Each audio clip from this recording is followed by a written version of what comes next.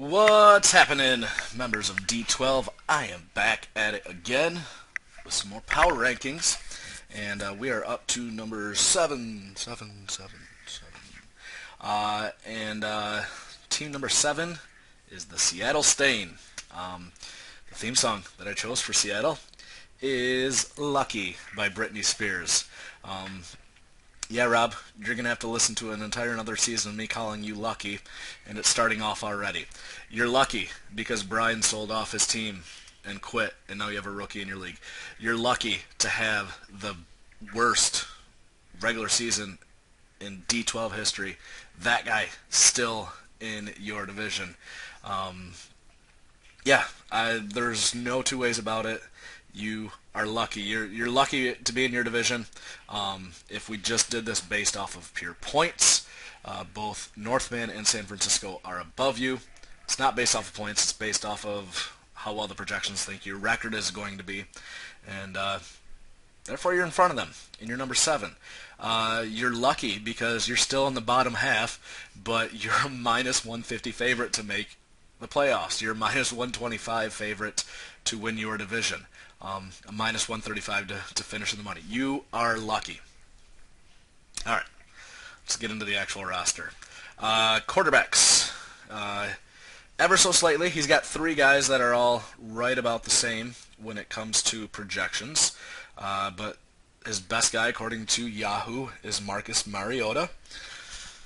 I don't really see it there, but when I look at who else he's got to throw there, he's got Ryan Tannehill and Jay Cutler. So Mariota and Tannehill do have weapons.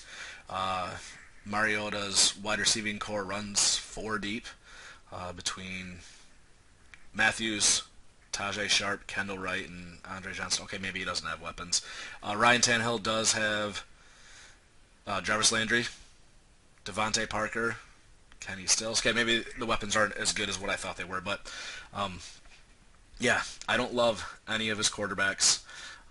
Mariota, better play in the future than he is this year. I'll take Winston over him. I mean, those two are going to be compared, obviously, but I'll take Winston over Mariota any day, twice on Sundays, which is a good day to take him. Jumping down to the wide receivers, he made a big trade. He got rid of OBJ, added some depth to his team. I'm trying to think of what else he got in this trade.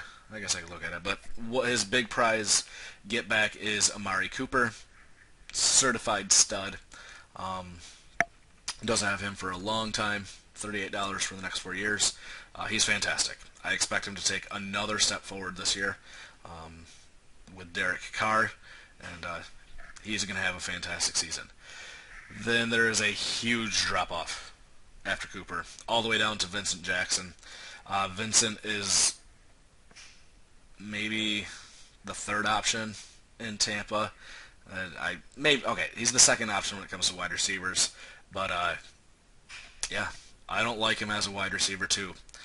Then we're down to Torrey Smith at wide receiver 3. I don't like him as a wide receiver 3. Bruce Ellington just got injured. Quentin Patton, DeAndre Smelter, fighting for more catches in San Francisco. I guess Torrey should get a lot of work. San Francisco's not going to put up points. Oh, yuck. He does have a pretty deep wide receiving core.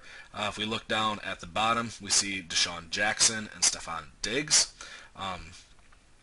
Jackson is on the last year of his contract for Seattle. I think that's good because I think this might be his last year that he produces.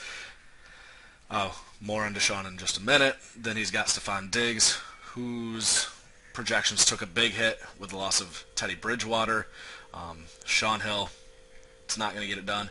Maybe Minnesota trades for a Josh McCown or a Colin Kaepernick. I don't know. I expected decent things out of Diggs a week ago. Not that Teddy is lighting the world on fire, but I temper that enthusiasm a little bit. Rob did pick up a couple more wide receivers in the draft.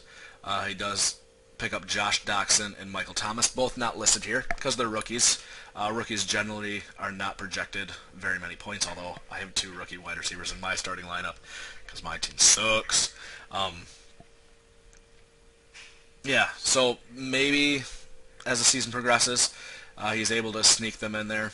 Um, he's probably would have been better off getting a running back. Obviously, there wasn't a running back really to take at either one of his spots because Derrick Henry went one spot in front of Michael Thomas.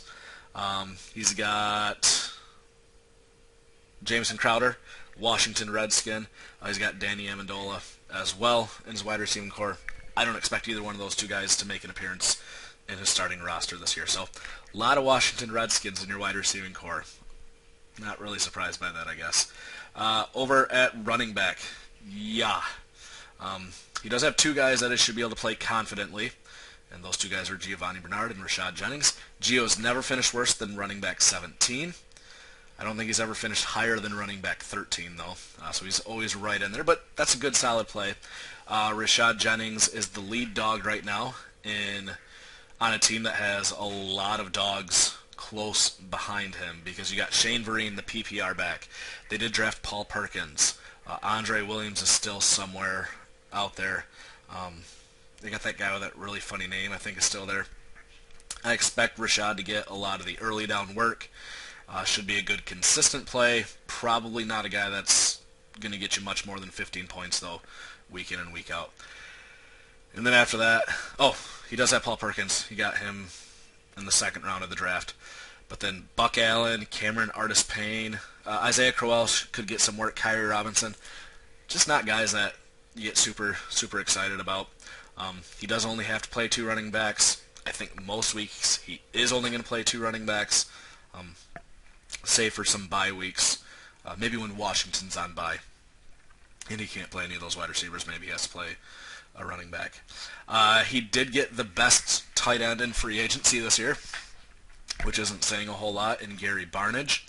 And then he got the best rookie tight end, in my opinion, as well, in Hunter Henry for some future work, and then Virgil Green.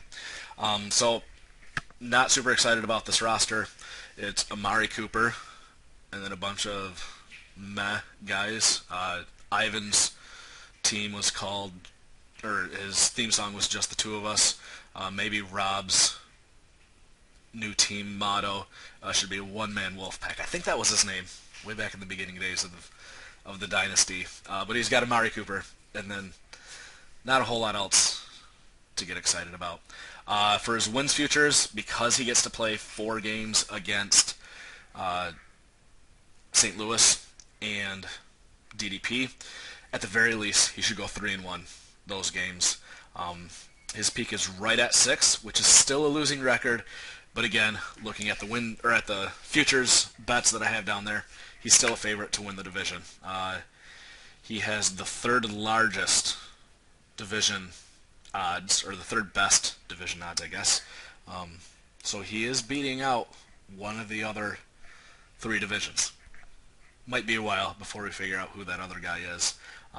So congratulations, Rob. I'm actually rooting for you, Rob, so as much as I like to crap on how lucky you are, I'm rooting for you this year only because I want DDP's pick to be in the lottery next year. So a little later on, your running backs suck. If Foster's still healthy, come hit me up. You could probably get him pretty cheap. So I'll be back in like 10 minutes again with team number 6. So I'll see you soon.